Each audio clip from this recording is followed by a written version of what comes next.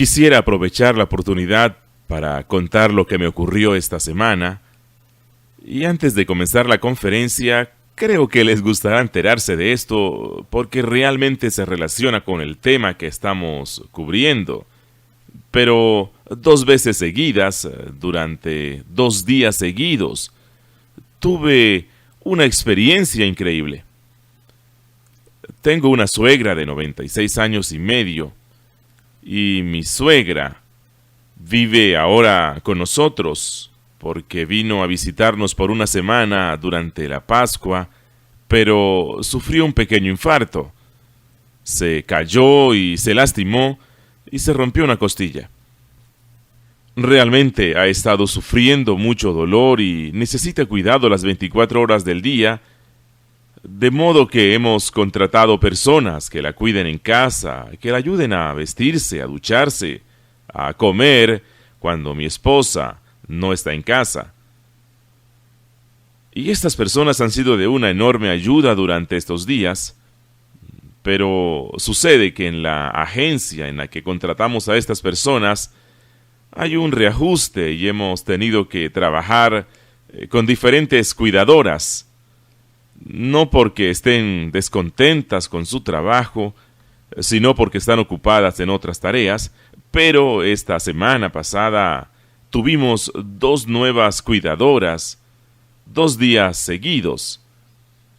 Y normalmente yo me levanto a las 4 de la mañana, voy a un restaurante que permanece abierto toda la noche y allí tomo el desayuno. Pero tuve una infección gripal y me quedé dormido en la casa en 2 ocasiones, así que desayuné en casa. El primer día estaba desayunando cuando llegó la cuidadora. Era la primera vez que estaba y entró en la casa y mi hija la presentó a mi suegra y luego la presentó a mi esposa. Yo me encontraba sentado a la mesa desayunando y luego me la presentaron a mí y yo le dije, soy R.C. Sproul. Y esta dama quedó asombrada y dijo, ¿quién? Le volví a decir, me llamo R.C. Sproul. Y ella me dijo, ¿no es el que tiene el programa de radio Renovando tu Mente? Yo le respondí, sí, ese soy yo. Y les confieso, me puse rojo e incómodo, porque ella me trataba como si yo fuera una especie de celebridad o algo parecido. Me dijo, mis amigas nunca creerán que estuve en su casa. Y continuó haciendo comentarios de este tipo. Entonces yo me levanté de la mesa, tomé un libro, lo firmé, se lo entregué y le dije, esta es la prueba para sus amigas. Bueno, la cosa es esta. Esta mujer me emocionó y siguió contando que escuchaba Renovando tu Mente todos los días, cuando se dirige a trabajar como cuidadora, y esto fue algo muy importante para mí. Estuve pensando en eso durante el día y Vesta, mi esposa, y yo conversamos sobre el tema esa noche. El día siguiente vino una nueva cuidadora.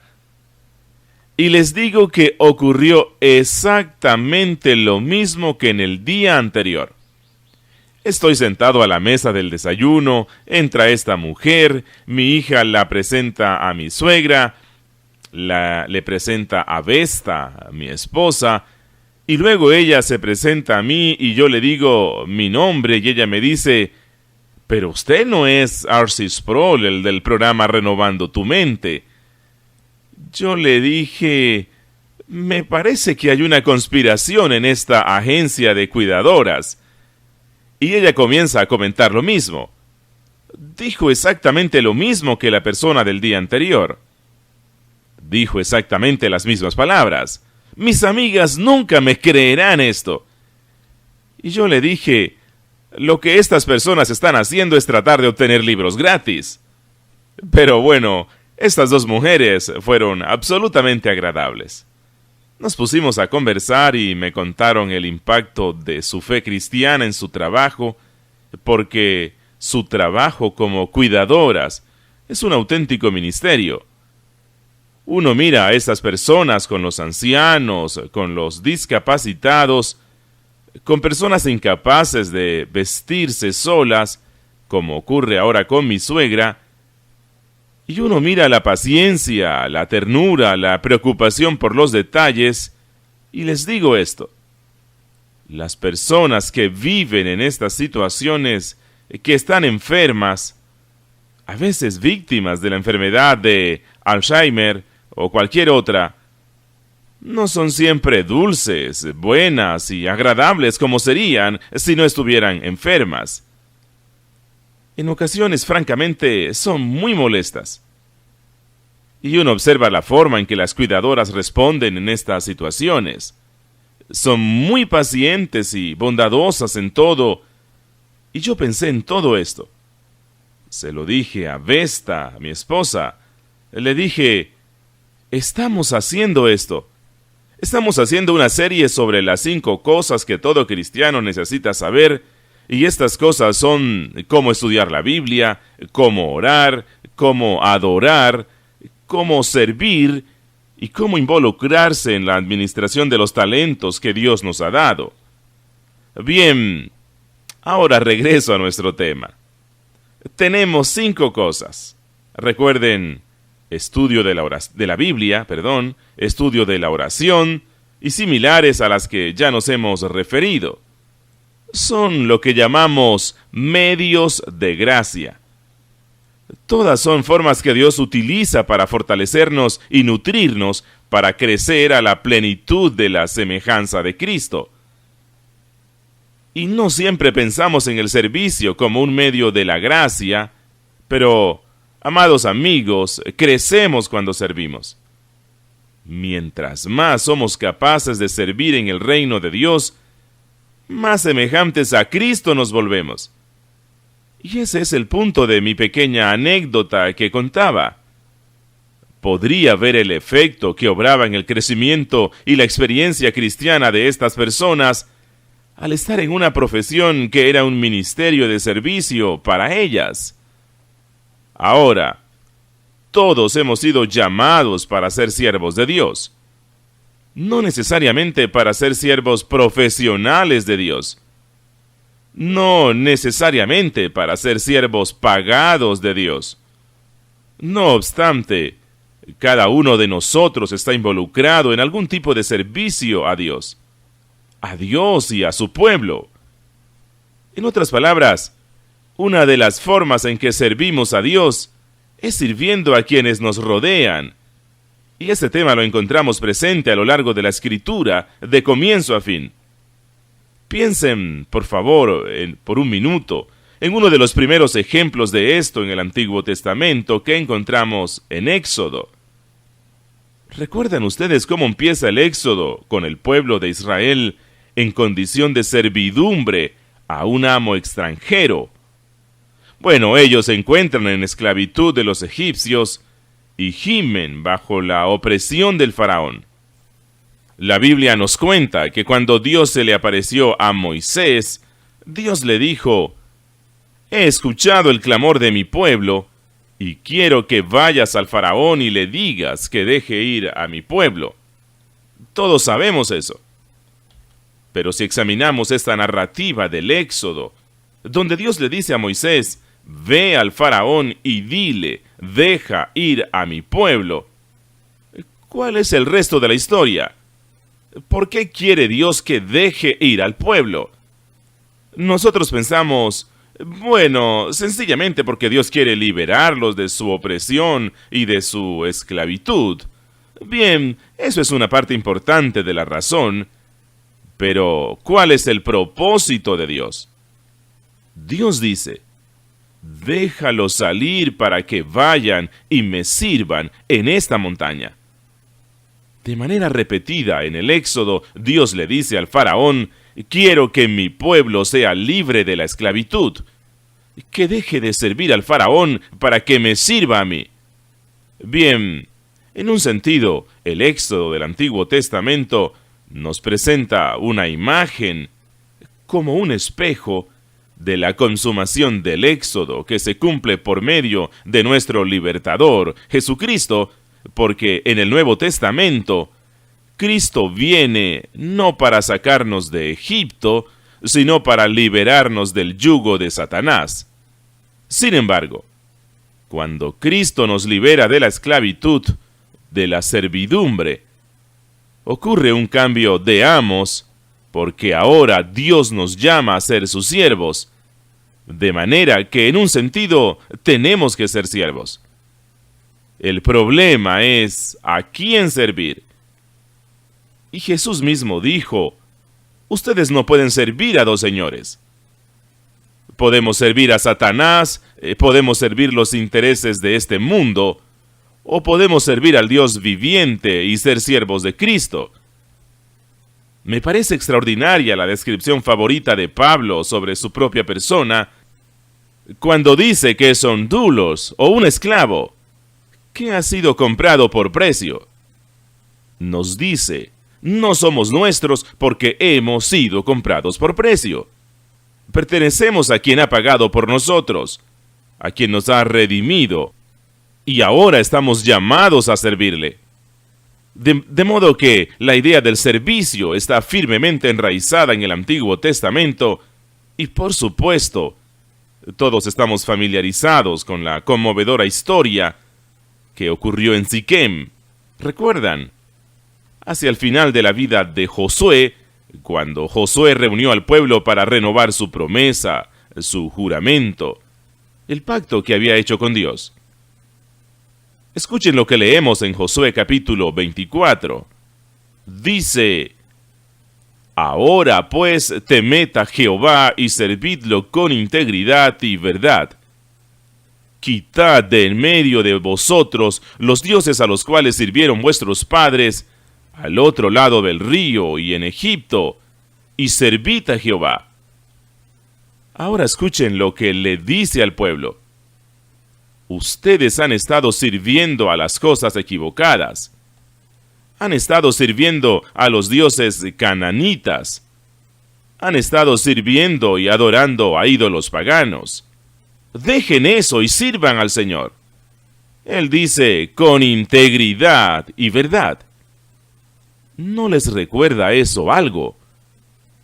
¿Recuerdan cuando estudiamos la adoración y vimos la enseñanza de Jesús a la mujer de Sicar, que Dios busca a quienes le adoren en espíritu y en verdad?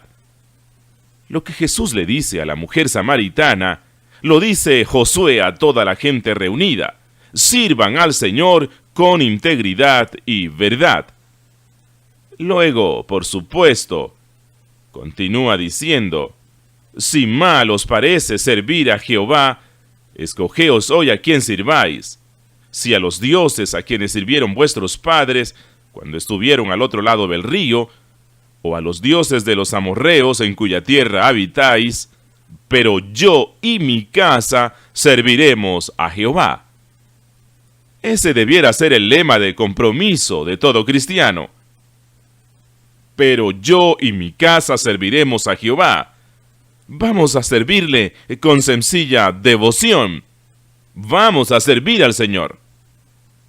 No obstante, el servicio no está en el primer lugar en la lista de popularidad de las personas americanas y latinoamericanas, ni está en primer lugar para los fariseos.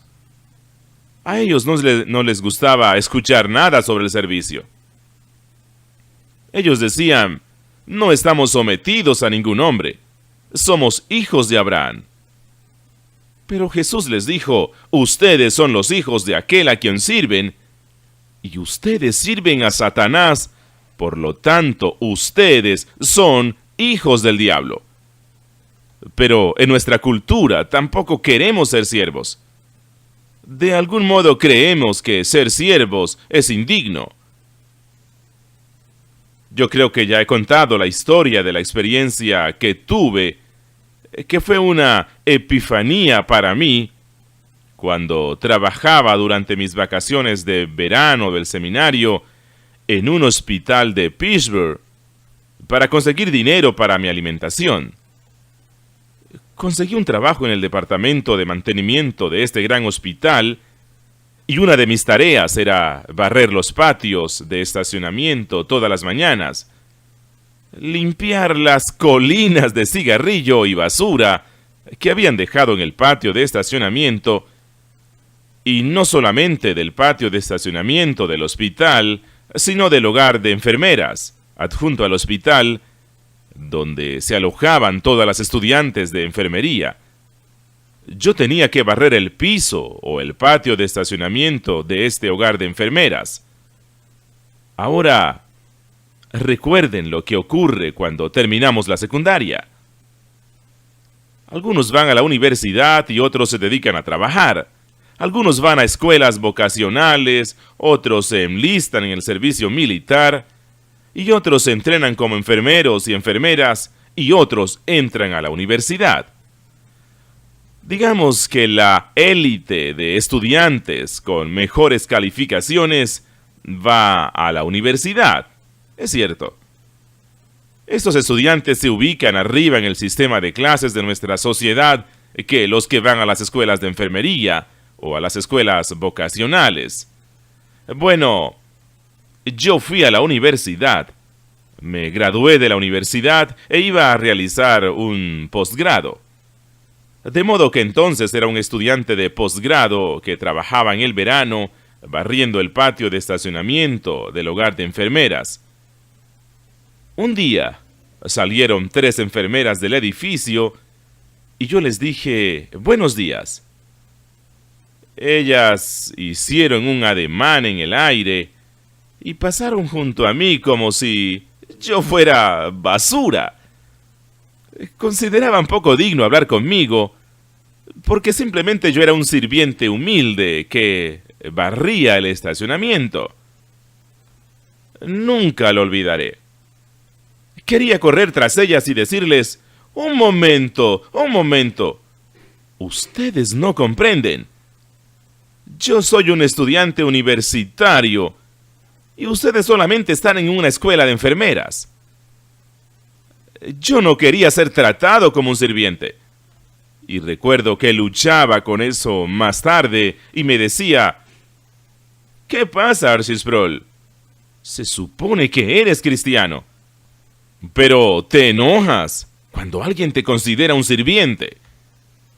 Pero Jesús mismo dijo, no vine para ser servido, sino para servir. Y dejó aquel legado a todo su pueblo. Permítame concluir nuestro estudio de hoy mirando un episodio del Nuevo Testamento que creo que todos conocemos, que registra el Evangelio de Mateo en el capítulo 20, verso 20. Entonces se le acercó la madre de los hijos de Zebedeo con sus hijos, postrándose ante él y pidiendo algo. Él le dijo, ¿qué quieres? Ella le respondió, ordena que en tu reino estos 2 hijos míos se sienten el uno a tu derecha y el otro a tu izquierda en tu reino. Entonces Jesús respondiendo dijo, ¿no sabes lo que pides? ¿Pueden ustedes beber del vaso que yo he de beber y ser bautizados con el bautismo con que yo soy bautizado? Ellos le respondieron, escuchen esto. Ellos le respondieron, podemos. Santiago y Juan, danos esa copa, podemos beber de la copa que te pone el Padre. ¿Ustedes creen que ellos pueden? ¿Creen que están listos para enfrentar la ira de Dios? ¿Estarán preparados para que Dios les impute todos los pecados a ustedes y exponerse a todo el juicio y la justicia en la cruz? ¿Pueden con eso? Y ellos dijeron, podemos. No tenían idea de lo que decía Jesús. Entonces él les dijo, a la verdad, de mi vaso beberéis, y con el bautismo con que yo soy bautizado, seréis bautizados. Pero el sentaros a mi derecha y a mi izquierda no es mío darlo, sino a aquellos para quienes está preparado por mi Padre. Cuando los 10 oyeron esto, se enojaron contra los 2 hermanos. Entonces Jesús, llamándolos, dijo: ¿Sabéis que los gobernantes de las naciones se enseñorean de ellas, y los que son grandes ejercen sobre ellas potestad? Pero entre vosotros no será así, sino que el que quiera hacerse grande entre vosotros será pequeño, y el que quiera ser el primero entre vosotros será vuestro siervo. Como el Hijo del Hombre, que no vino para ser servido, sino para servir, y para dar su vida en rescate por todos. Amados amigos, el mandato no fue solamente para 12 personas. Es un mandato del reino. Es ley del reino que tenemos que imitarlo, preparándonos para servir. Y esa es una de las 5 cosas más importantes que todo cristiano necesita saber. En el Nuevo Testamento, los apóstoles recibieron una carga por la cual pagaron con sus vidas. Cristo les ordenó ir por todo el mundo y predicar el Evangelio. Esa fue su visión, primero a los judíos y luego a los gentiles. Pero al comienzo de la iglesia, se distrajeron de su tarea por ocuparse de cosas menores, como servir a las mesas. Aquello no era indigno para los apóstoles, pero Dios dijo: quiero que estos hombres se liberen de este tipo de trabajo para que puedan dedicarse a cumplir el servicio que les he encargado hacer. Y de esa forma Dios creó a los diáconos de la iglesia. Él dijo: pongan algunas personas a servir las mesas, a hacerse cargo de esas tareas, para que se pueda proclamar el Evangelio. Ahora, todos en la iglesia están llamados al ministerio. Todos estamos llamados a vigilar que se cumplan las tareas del reino, que los pobres sean atendidos, y también que se proclame el Evangelio, que la gente sea alimentada con la palabra de Dios, que haya adoración. Y eso no significa que todo el mundo está llamado a ser evangelista, o que todo el mundo está llamado a ser predicador, o que todo el mundo está llamado a ser maestro. El punto del Nuevo Testamento es que Dios entrega a todo cristiano un don para usarlo en el servicio a Cristo. Y si su don es la enseñanza, entonces le conviene enseñar. Y si su don es la predicación, entonces le conviene predicar. Si su don es el evangelista, le conviene evangelizar. Si su don es la administración, entonces le conviene administrar. Si su don es cuidar, entonces le conviene cuidar.